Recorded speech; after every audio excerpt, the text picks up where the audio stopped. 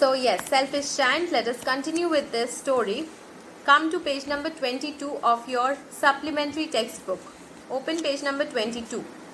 Now we left the story at the point when the selfish giant had finally changed his manners. He had a change of heart by looking at the beautiful children, especially at a little child who was crying bitterly because he was not able to climb a tree.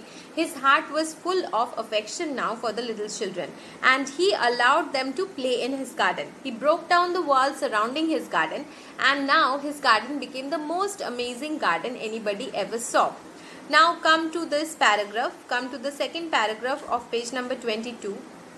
All day long they played, and in the evening they came to the giant to bid him goodbye. So the children, we are talking about the children. The children used to play throughout the day in the garden of the selfish giant, and in the evening they would come to him and they would say goodbye to him. But where is your little companion? He said. The boy I put into the tree. The giant loved him the best because he had kissed him. Okay, so the giant had a soft corner for that little boy. And so he was seeking him that you all are here, but where is that little boy who had come? We don't know, answered the children. He has gone away. We don't know where he is. He has gone away.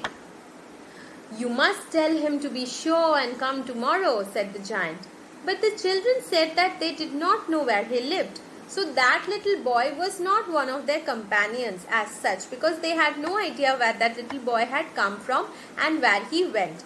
So the giant did not understand how to reach out to that little boy. And the giant felt very sad, because he wanted to meet that little boy again. Every afternoon when school was over, the children came and played with the giant. But the little boy whom the giant loved was never seen again. The giant was very kind to all the children, yet he longed for his little friend. Longed means desired. He wanted to meet his little friend and often spoke of him. How I would like to see him. That is, how I would like to meet that little boy again, because he had a soft corner, a lot of affection for that little boy. Years went by and the giant grew very old and feeble. He could not play about anymore. So he sat in a huge armchair. You can see a picture is given where the giant is sitting in an armchair and looking at the garden, and watched the children at their games and admired his garden. I have many beautiful flowers, but the children are the most beautiful flowers of all. So this was the observation made by the giant, that even though there are lots of natural flowers blooming in my garden, the best flowers in my garden are the children themselves. One winter morning, he looked out of his window as he was dressing. He did not hate the winter now, for he knew that it was merely the spring asleep and that the flowers were resting. So the winter was not so cruel in that time in his garden anymore, and he understood that it's just a temporary phase when the spring is simply sleeping for a while and the flowers are also taking rest. So just after a while they will come back to life again. So he did not hate winter anymore. Suddenly he rubbed his eyes in wonder and looked and looked. Then he looked out of his window. It certainly was a marvelous sight.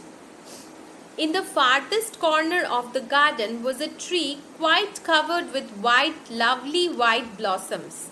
Its branches were golden and silver fruit hung down from them, and underneath it stood the little boy he had loved. So this was the most magical scene which he has seen. Even though it was winter, there was a marvelous sight in his garden. What was it? In the farthest corner of the garden, that means the same corner in which he had found that little child, there was a tree which was covered with lovely white blossoms in the middle of winter. That means lovely white flowers were there. Its branches were golden in color and silver fruit hung from them. And underneath that tree stood that little boy. Downstairs ran the giant in great joy and out into the garden. He hastened. Hastened means moved very fast, moved in a haste manner. From the word haste comes the word hastened. So he hastened across the grass and came near to the child. And when he came quite close, his face grew red with anger. And he said, "Who had dared to wound thee?" So he became very angry looking at the little boy. Why? Because there were injury marks all over the body of the little boy. So he was so angry, he said, "Who has dared to wound you?"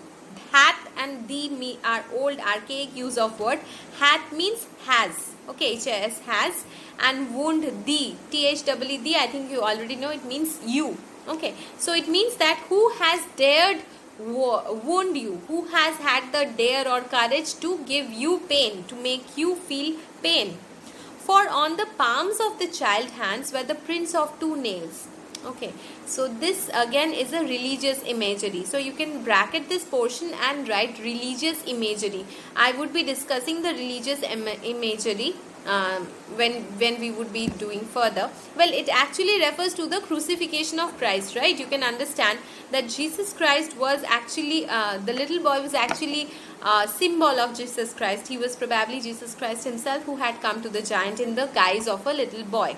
So the palms, his hands having those 2 nails is actually resonant about, it actually brings to the fact the crucifixion of Christ. Okay, because Christ was crucified, and so this boy's hand also had crucified signs of that, signs of 2 nails which had been as if somebody had put 2 nails there, and the prints of 2 nails were on the little feet. Okay, remember the sign of cross and how Jesus Christ was crucified. So this is just the same thing which is reflected in the child also, because the child is actually little Jesus. Who had dared to wound thee? Cried the giant. Tell me that I may take my big sword and slay him. That is, I will just take my big sword and kill that person who has wounded you, who has given you so much pain. Nay, answered the child, but these are the wounds of love. Okay, these are the wounds of love. The love I feel for all of humanity, this is a symbol of that. The fact that Jesus was wounded by humans, that means by some people, it was not actually, it did not give rise to any anger in Jesus, anger in God, but rather he felt a kind of pity for the human race. And there's this whole story about the crucifixion of Christ and the revival of Christ. That is, it's as if he had come to atone for the sins which were committed by humanity, and through his death he proved that love still wins over hate. Okay, so he says that these are the wounds of love. These are the wounds which are inflicted because of loving somebody. So since these are not anything which should make you angry. Who art thou? That is, who are you? Said the giant, and a strange awe fell on him. The strange awe. Awe means a mixture of fear and admiration. So he couldn't understand. He was so much fascinated with the little child, and the realization that he was something else made him kneel before the little child. He knelt before that means he bent down on his knees in front of the little child. And the child smiled on the giant and said to him, "You let me play once in your garden. Today you shall come with me to my garden, which is paradise," which again confirms the fact that this is Jesus Christ in disguise of a little child. Okay, so you must come with me to my garden, and I would be taking you to paradise. That means this was the time for giant to leave the mortal world. Okay, that means he was going to die. And when the children ran in that afternoon, they found the giant lying dead under the tree, all covered with white blossoms. So the white blossoms from that tree had fallen over the giant, and the giant's soul was taken by Jesus Christ to paradise. So this is a very lovely ending to the story of the selfish giant, and we find that he finally unifies with the little lovely boy whom he had fallen in love with, for whom he had a soft corner. And that lovely little boy who had changed the heart of the giant, who had melted the heart of giant, was none other than Jesus Christ himself. Okay, so I think there will be no problem in understanding the story. We would be discussing the question answers, but attempt the question answers on your own. They are quite easy. You can write it on your own. About the religious imagery, find out about it. Research on the religious imagery and symbols present throughout the poem, and what is the Christian story behind the crucifixion of Christ. Okay, that would be your homework. Thank you for today's session.